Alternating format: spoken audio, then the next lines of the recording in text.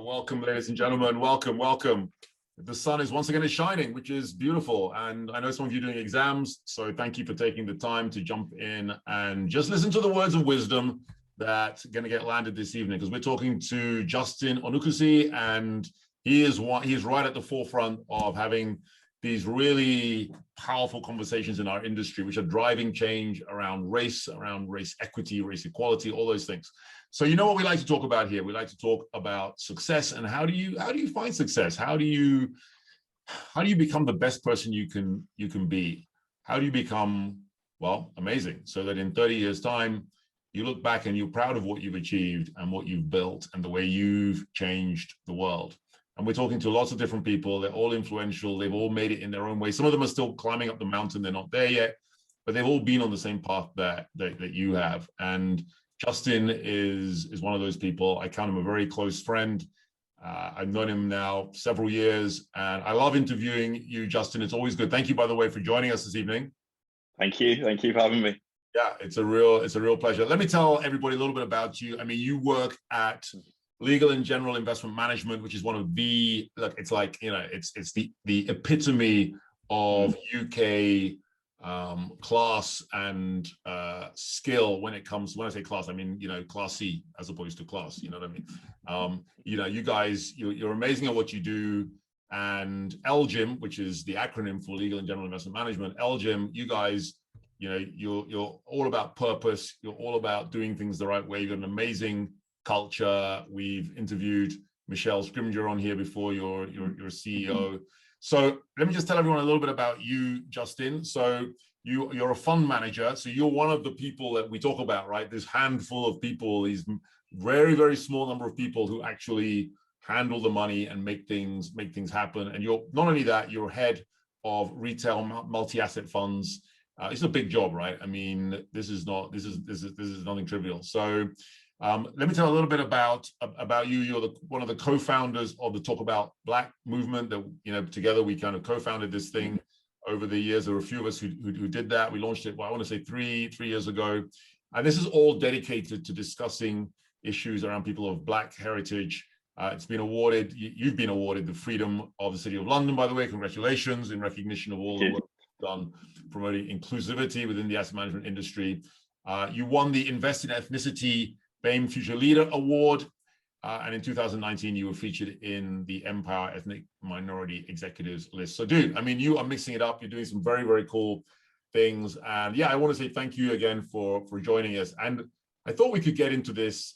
Maybe tell us a little bit about yourself, and we'll come into your journey, but just, you know, what do you do day to day? Like, you know, what does life look like for you now? Yeah, so I suppose that over time, actually, my roles kind of changed a little bit, but essentially I manage multi-asset portfolios. And when I say multi-asset, this is a mixture of asset classes, diversified portfolios, trying to achieve a certain level of return for a certain level of risk. Typically, I have about 5 portfolios, and what we're trying to do is to generate the best return in each of those risk levels. Yeah. So the portfolios are called the multi-index funds.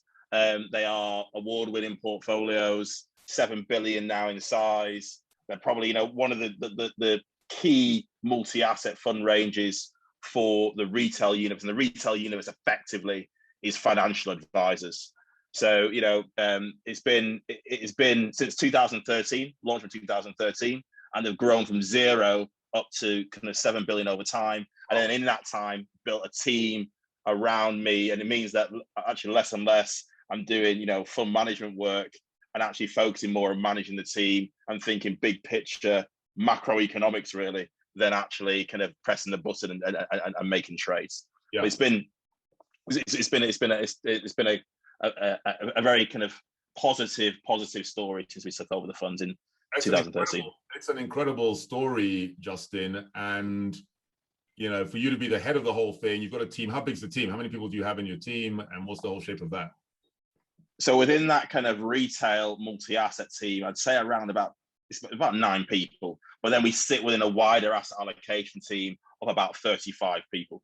So, but, you know, I'd say, yeah, from a retail perspective, about 9 people, all focused on trying to drive the returns of the portfolios on a day-to-day basis. Yeah, and so day to day, are you having to be a leader of people? You're having to guide and just steer the people's course. Like, what does your day look like when it comes to interacting with the people who work in your team? Yeah, so typically, I sit in the fund management team, and typically I work a lot with the strategists and the economists, really trying to pull ideas out of that team that are relevant to my portfolios, my portfolios overall. Right. In terms of the trading, then that's done by probably the more junior people in the team. My role essentially is to try and allocate risk in the best way in those portfolios by doing things like reading Bloomberg, pulling information from the strategists and the economists, tapping into the junior people in the team and saying, what do you think about this? What do you think about that? And really just trying to pull it together. So ultimately, I've just become over time a coordinator of all these views to try and make sense in the portfolios overall. Well, you say just become a coordinator. You've got to be able to sift out what is, you've got to hear a view and think that makes sense, or that makes sense. That's a great idea. Let's run with that. I mean, you've got to. What are the skill sets actually that you need to do at your job? Would you say?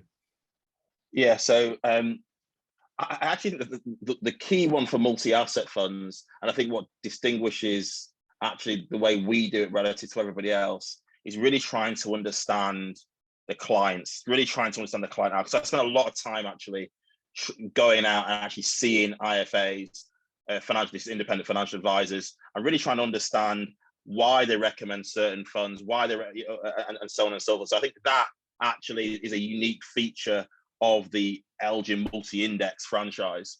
But I think generally the key skills, resilience. I think resilience is really important.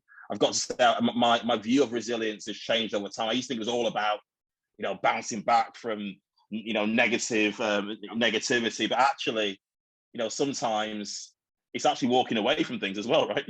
Being resilient is being strong enough to say, actually, I'm going to part this over there, and I'm going to move on. So maybe we'll come on to that a little bit more later on. I think hard work is really important. I'm a big fan of the book Outliers by Malcolm Gladwell. I'm sure other people have mentioned it on the call, that actually to become an expert in anything, 10,000 hours is, you almost need to you need to hit those 10,000 hours in order to become an expert and achieve excellence in anything. But actually, I think people within the fund management space get really confused, right? They think that doing the technical aspect of the role is enough, but actually it's the wider stuff which actually is more important. Like, as I say, communicating with clients, managing stakeholders, coordinating different areas of the business. And these are areas that I've had to really work hard on outside of that technical skill base. And I think that is, again something that makes us as a team a little bit unique. And finally, I think education is really important. Clearly the people on the call are typically going through university. I've been through college and school and so on and so forth. But I also think when you get into the workplace, the continued education is vitally important as well, particularly in the first 5 to 10 years. That is the time to really kind of chalk off your exams. Because as you get older, as we know, you start to have relationships, you start to have children, and so on and so forth, and then it's very difficult to sacrifice that for doing exams and so on and so forth. So I think get your exams done. Right? Exams are really early. So resilience, hard work, education, I think are 3 key things that are really important to becoming a fund manager. Yeah, no, I completely agree with that stuff. I mean, I couldn't agree more. I think a lot of people sometimes look and they think, is there some magic to it? And there isn't really. It's 10,000 hours, and it's 10,000 hours of putting one foot in front of another, right? It's just, you do it and you do the, and excellence, I think, is often, people don't understand that excellence is really just doing the mundane consistently and just doing it well and just doing it over and over. So tell us a little bit about, well, let's start at the beginning. Tell us a bit about your journey, because how did you end up being where you are now? And just tell us, from being, let's go back to when you were a kid. Where did you grow up, and what was that journey like? And yeah, how, just take us a bit on that journey and tell us a little bit about how you've ended up where you have. Yes, so I grew up in Manchester. You might still be able to hear my accent. I've just come back from Manchester today, so maybe my accent's a bit stronger. No, it was inner city Manchester, an area called Cheetham Hill. It wasn't the most, it wasn't the richest area in the world, let's call it. I grew up in a single parent household with my mother, who, you know, was a teacher. So the focus on education was drilled into me from a very early age. And my younger brother, who's 6 years younger than me. And, you know, actually, times are sometimes really hard, right? Really, really hard in terms of, you know, I remember the early 90s, my house got repossessed. In my GCSE year, I lived in temporary accommodation. But, you know, somehow, given the educational emphasis, you know, I got through school. I did pretty well throughout school, went to comprehensive schools, and I managed to do well. I was always very good. I mean, let's talk a little bit about, I mean, having to live in temporary housing during your GCSE year. I mean, that's a game changer, right? That should have stuck the bricks on your career, but it didn't. In some way, you got through and you did well. I mean, how did you manage to keep it all together and excel with all this chaos going on around you? I think it's, I've got to point to my mum. My mum took, you know, a lot of the noise away, and she just emphasized, and this it probably was, you know, 10 years before, you know, when she used to emphasize just how much education was important, and I realized that in order to have any social mobility, in order to get out of that situation, that education was almost the key to doing that. And I think one thing which has stayed with me all throughout my life is then this being able to focus and being able to compartmentalize and ignore everything else that's going on and just focus on one thing. I think that's actually quite important for management as well, right? So, you know, at times there's a lot of things, a lot of data that's flying around, but being able to focus on one thing and say, actually, what does this little bit of research mean for the portfolios? I ignore almost everything else. Is actually quite a decent skill to have for management. Now, importantly, it's not necessarily a great skill to have in other parts of your life, but actually within fund management and to give me focus. And I think I'll touch a lot on focus as we have this conversation.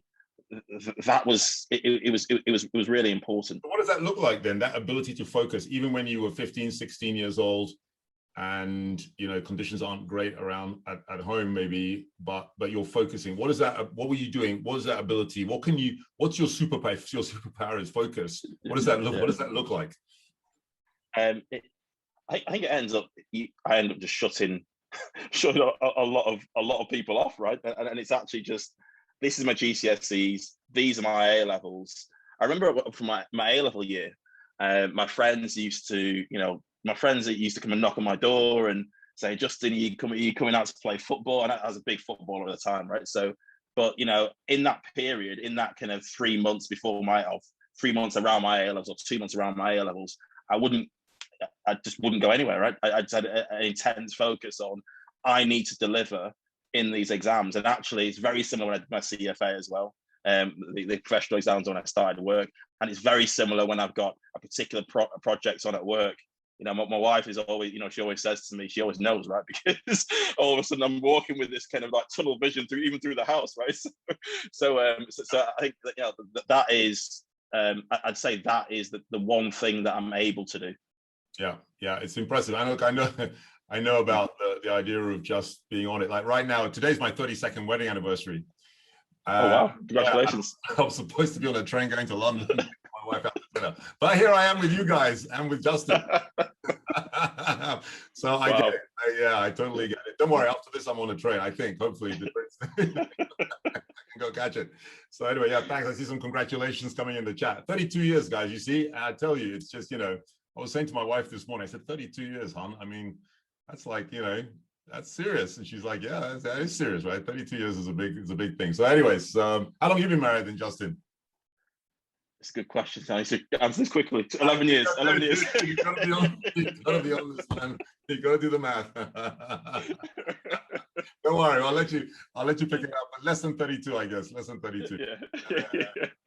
But look, I want to just know a little bit about this. The skill sets that you then brought into your professional career. What was it that then meant that you made it right to where you are now? You arrived, you started. Were you always a fund manager? Did you do something else first? Yeah. What was that journey like? Yeah. So I both credit and discredit my head of maths teacher for pushing me into the actuarial profession. So I was always strong at maths, right? That was the one area where Your thing, that was my passion and so on and so forth. I won the GCSE award for maths, etc. And when I went to do my A levels, my maths tutor was adamant that I do that I become an actuary. He said, given your grades, you need to become an actuary. And so I looked at what the actuarial profession was about, and it's all about kind of stats and maths and so on and so forth. He also said it was the richest profession in the world, which was a lie, by the way. So I thought I didn't have any money growing up, so actually money and maths, that's a great combo. Let's go for it. And then I applied like crazy when I did economics degree at Warwick. I applied like crazy for actuarial jobs. I eventually got an actuarial job at Aon. I actually applied for about 70 roles, right? I mean, and 70 probably 17. Yeah, 70 roles, and I probably got five. I got 5 people coming back to me properly, and then I got probably about 15 rejections, and all the rest didn't even respond, right? So, Yeah. So I do think some of that, the resilience and so on and so forth, like keep on going and keeping applying was important there. But that's actually a theme as well, because I eventually got the job at Aon, started doing the actuarial work, absolutely hated it, right? It was pension consulting, and it just wasn't me. It is for some people, but not for me, right? So that's kind of a firm that does that thing, right? So pension consulting works for some people, but I get it. You wanted more excitement than that, right? You were like, I need to get some wind in my hair. Exactly. But then there was a training course on investment consulting. So I was in the pension liability side, right? And the investment consultant started talking, came and did a training course for us. And they were talking about markets. They were talking about, equities, bonds, how they move together, and so on. And straight away I was like, this is what I want to do. So what I did is, this is 6 months into the role, I basically knocked on the head of investment consulting's door pretty much the next day and said, I want to move to investment consulting, how do I do it? And then within a month, I was interviewed by him and somebody else in the investment consulting team. And then I was sat on the investment consulting floor. And learning about asset classes, equities, bonds, doing manager research, and so on and so forth. That then really started me on the journey to fund management. I went to Merrill Lynch, did the CFA, dropped the actuarial exam, did CFA, went to Merrill Lynch Wealth Management, and did a lot of fund manager research, where I was on the other side of the table researching the best fund managers in the world, really, because Merrill Lynch was global, right? So, and I was always intrigued, when I was doing writing my manager research notes, and how are they so knowledgeable? How do they know the answers to all these questions?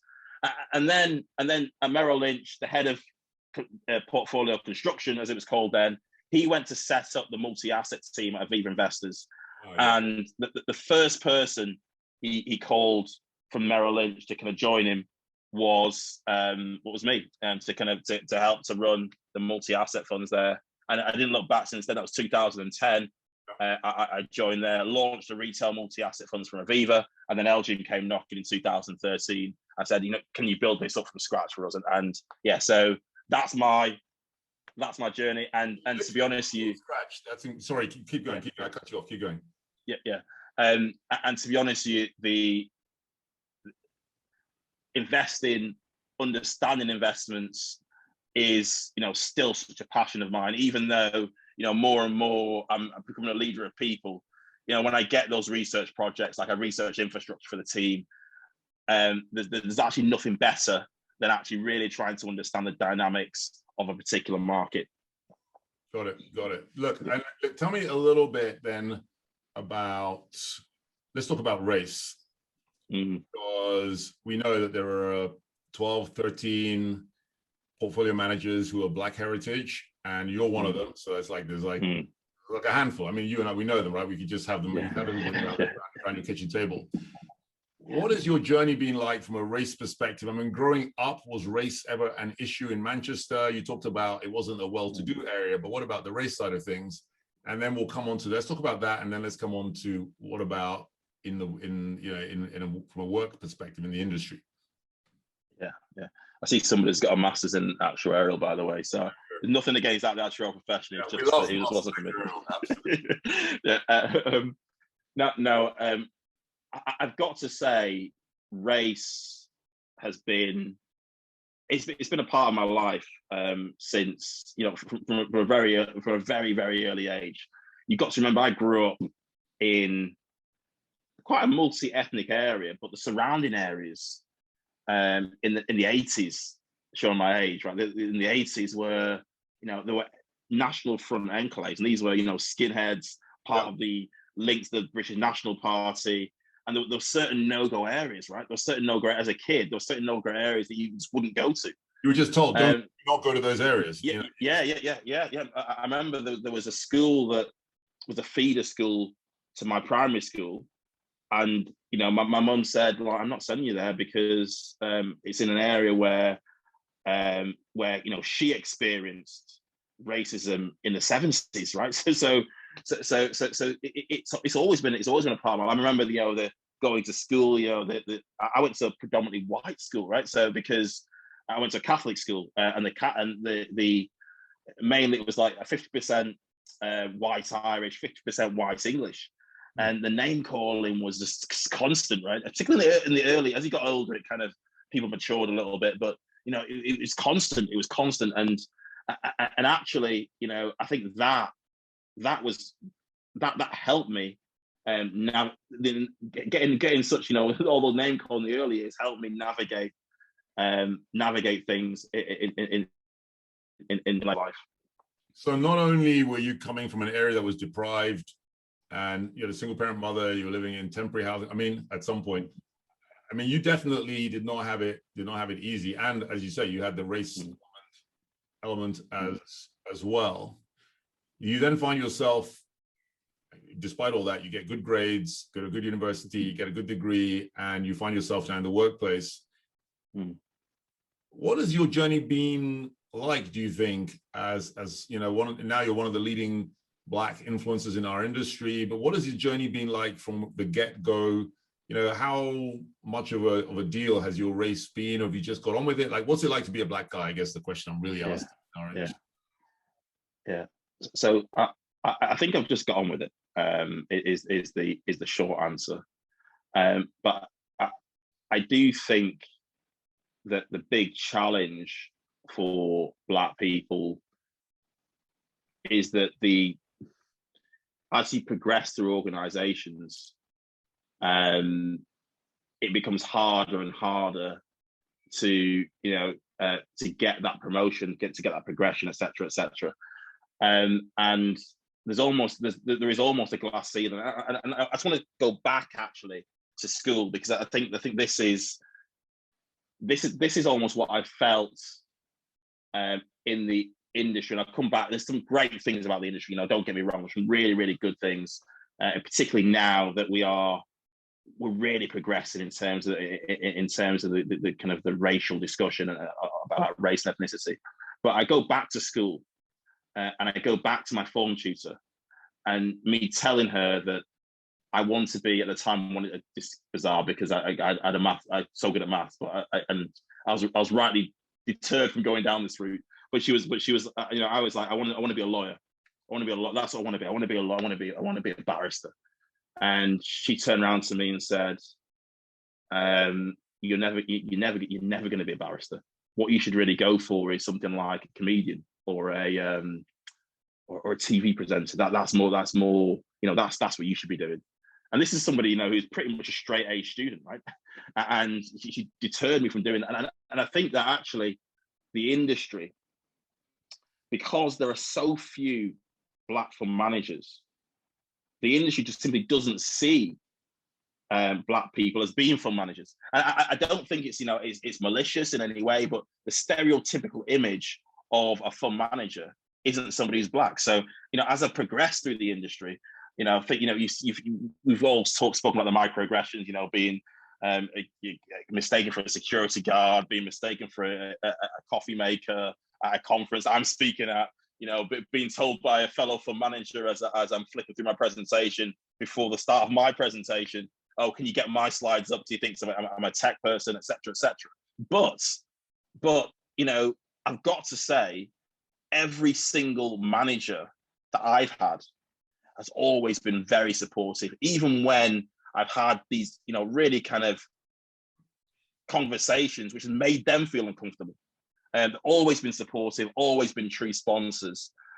So I do think if you come into the industry, look, there will be incidents like this, but actually the fund management industry isn't any different from investment banking or law or other professional services. So I think that's really important to take into consideration. There are these hurdles, there are these challenges with race, but now I'm seen as being, one of the faces, I suppose, of retail fund management in the UK. So, I'm well recognised now.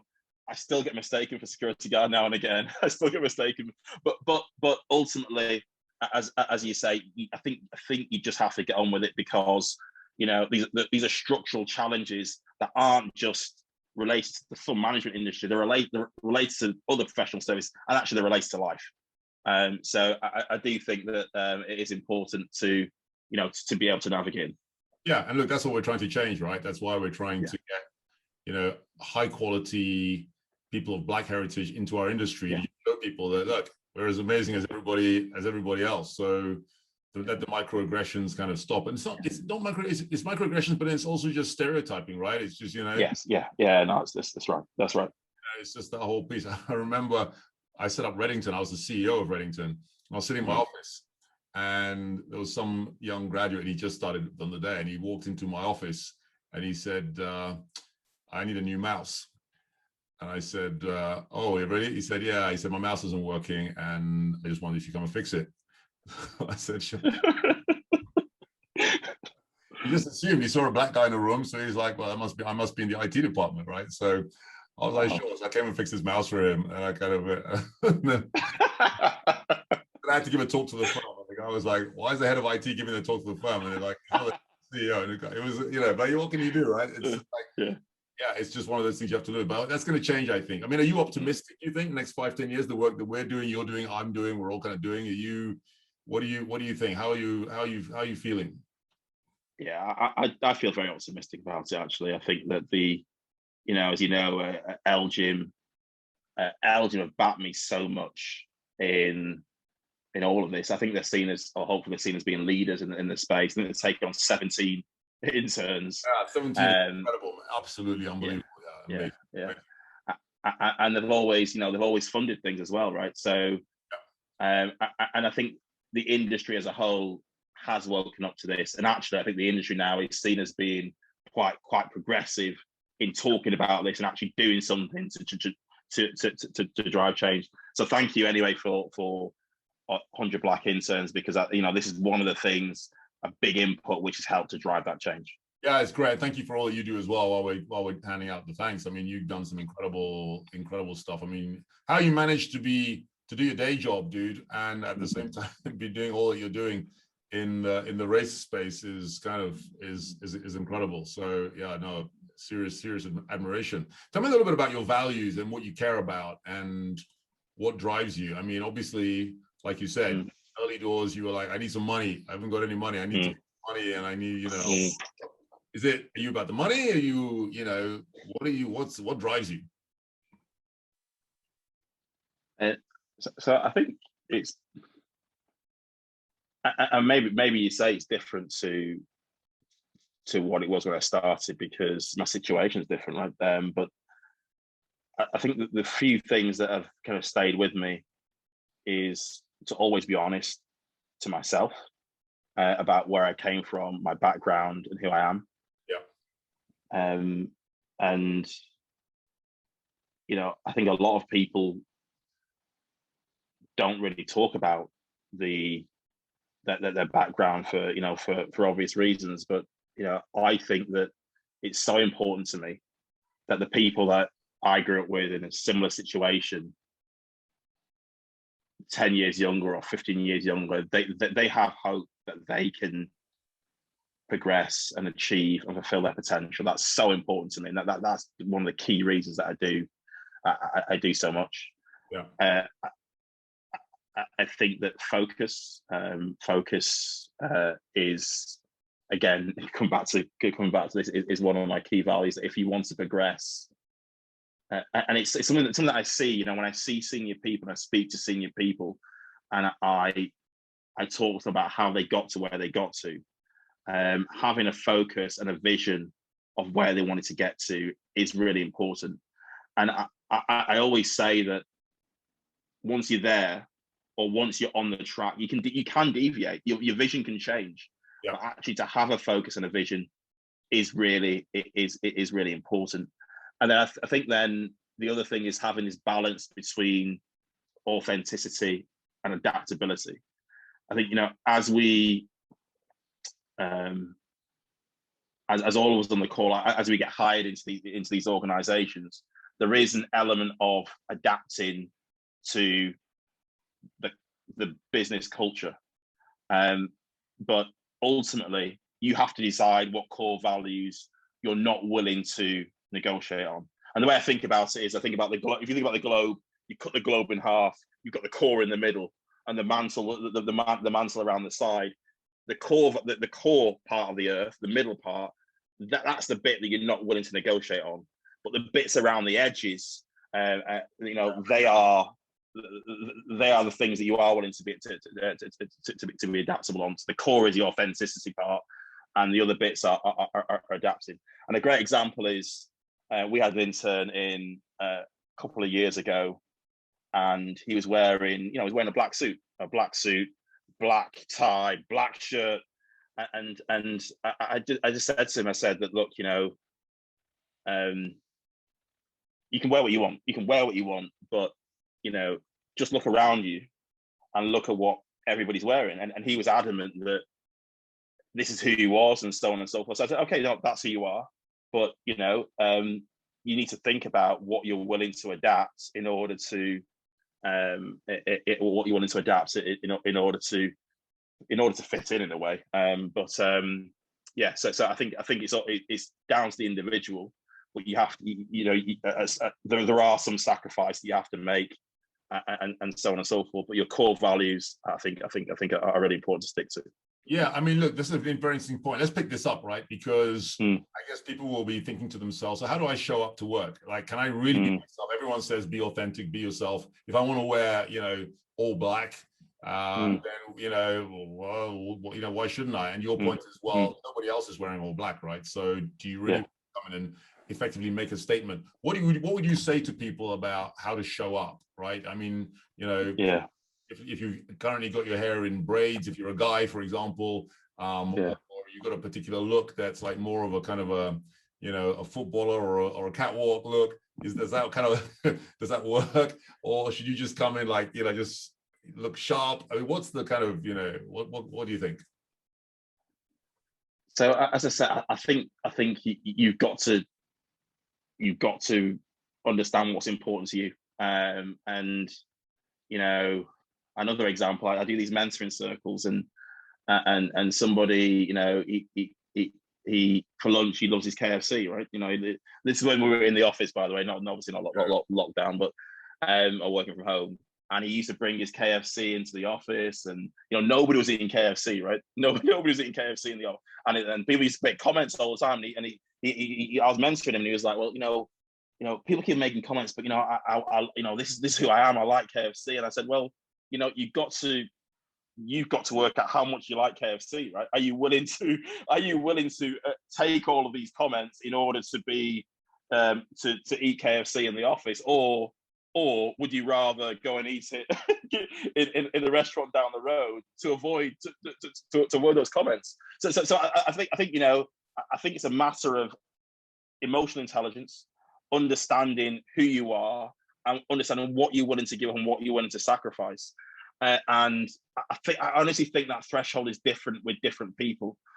Ultimately, as a junior, I can talk about my experience, and my experience was that I did try the best that I could to fit in, but there were certain things I wasn't willing to sacrifice. For example, I always spoken about my heritage. I always spoke about growing up in Manchester, and so on and so on, because that was really important to me. And actually now, as a more senior person, I can definitely be more of myself in the office, because you've earned it, right? I guess exactly.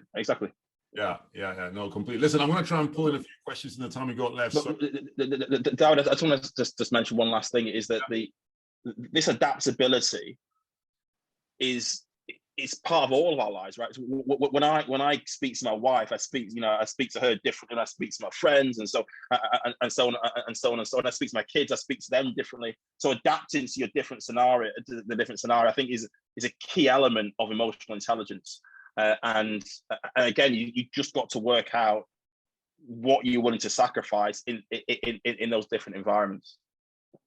But I guess maybe someone would say, but are you telling me that although I turn up with all my cultural heritage, which is basically Black heritage, I need to park that at the door and kind of wear some kind of like white heritage stuff that I don't really know how that all works, and it's not me anyway?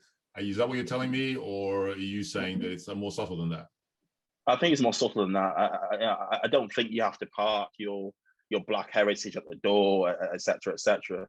But what you do need to be aware of is, where you are different, that how people are perceiving that, and I think that's the emotional intelligence part. And any decision you make, you've got to balance it up with your core values. Yeah, no, completely get that. Okay, listen, I'm going to do some rapid fire stuff here. So George asks this question. He says, so what are some great specific activities you feel that a student just starting out at university should be doing to start putting in the 10,000 hours needed to reach your level? So as a student starting out, what kind of things would you say if you want to do your 10,000 hours? So I think obviously the technical side is really important. I honestly think where people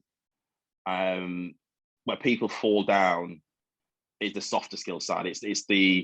It's the building meaningful relationships, and it's often called networking, but I think networking just gives it the wrong title, because it implies you're giving out your business card at a conference, etc. But actually, it's building meaningful relationships and therefore a future support network. And I think this is really important.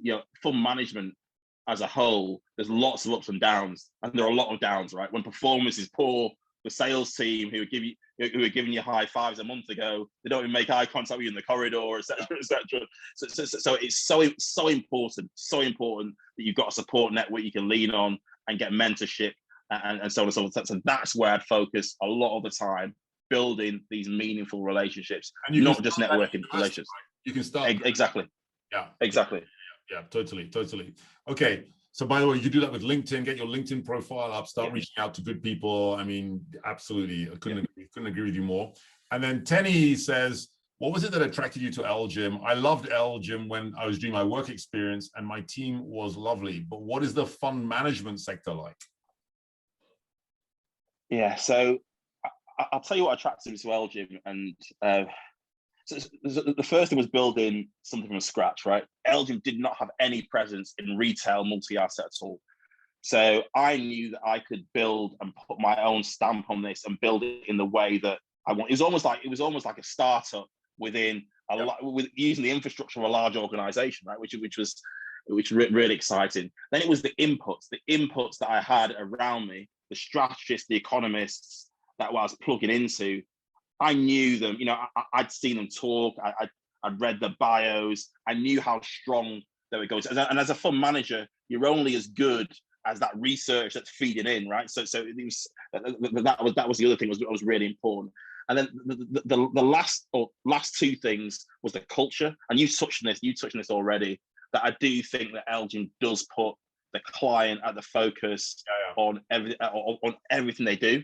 Sometimes actually, I would argue that we spend a lot of resource on the client rather than other areas. There's the four, but ultimately that the client is central to what we do, and that was quite that was really important to me. And last but not least, being the largest UK-based fund manager, the infrastructure that you have, the index funds, for example, at scale, 400 billion pounds in index funds, a £1 trillion asset manager. It means that as a multi-asset fund manager, when you're buying in these asset classes, you've got all the asset classes at your disposal at LGIM, which again was really important. Yeah, no, totally get that. Okay, and then another question says basically, what do you think can be done at the lower level of education, like your school, for example? What do you think we can do in that situation to just kind of get the schools? We talk about the kinks in the hosepipe, right? And there are some kinks on, right? What do you think can be done in schools? Any ideas there?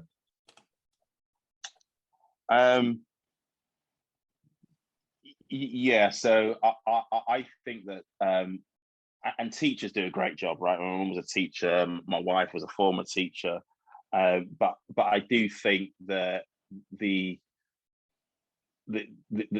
training that they've had on race and ethnicity has been non-existent. My wife said to me that in terms of things like biases, understanding biases, that teachers have done absolutely nothing on this stuff. And I think that that's really important, right? Because teachers end up giving you that vision, giving you that direction that I spoke to you about. And I think that, in a way, I was lucky that now and again I came across some really, really good ones who effectively sponsors and backed me and so on and so forth. And I think other people get that look as well, but a lot of people that I grew up with simply didn't get that, right? So I think that kind of training, I think, is really important. Yeah, I think that's probably the key thing I'd say. Key thing. I'm just going to read this out from Athi Rexu, who says, "Race is a weird thing. A few hours ago, so this sounds like it was just today, I had an interview chat with Sauter Investments private equity family office, and walking home, some teens on a moving bus threw water at me and called racial slurs. I'm really sorry that happened to you. That is, that's to have that happen. I'm really sorry. Yeah. That's shocking. That's just a disgrace. Yeah. And I just want you to know that that's something that when you just say that hurts me to hear that happened to you today. Yeah. So yeah. Strong, and know that there are people who are supporting you, and who one day you're going to be looking back, and you're going to say 30 years time, you're going to look back and you're going to be running your own company. You're going to be right at the top. You're going to be doing the kind of stuff that Justin's doing, starting your own company. So it hurts when this kind of stuff happens, but the matter is, you're bigger than that. You're bigger than them, and it's not about you, it's about them, frankly. I don't know what you want to say, Justin. I mean, I had a lot of that growing up as a kid, right? It just dawned on me that I remember riding my bike one time, and then a car of white youths pulled up alongside me, threw, I don't know what I still don't know what it was, it's some sort of food, threw it on me. I fell off my bike, and they shouted, slurs and so on and so forth. I think this is, unfortunately, there are some idiots in the world that and we've just got to push on and progress, because that's the only way we shut them up. Yeah, completely. And look, you know what? The fact is, Athi, you're going to make it. You're going to be, look at Exactly. Justin. Threw stuff at him, and now look, he's basically, he's one of the most senior guys in the investment management industry. So take heart, be strong, and that goes for everybody. All right, because guys, the truth is, we all got to prove and we've all got to prove to ourselves. Actually, we don't have to prove to ourselves. We just have to turn up and we have to do what we do. So you're all amazing. Thank you for giving your time. How many of you are there? 66 of you on here. That's incredible, right? Because you didn't have to be here, but you are. And like I say, the sun is shining. It's a bright and beautiful. It's a beautiful day, in the words of the U2 song. And I want to thank you, Justin, again, for everything you do, for taking the time out to come and hang out with us. And I know people will be reaching out to you on LinkedIn. I know you're very amenable to talking to people, having coffee. No, definitely. Yeah, listen, guys, have a very cool rest of the day. As for me, guess what? It's my wedding anniversary, so I'm going to have dinner. I'm going to London to get a train.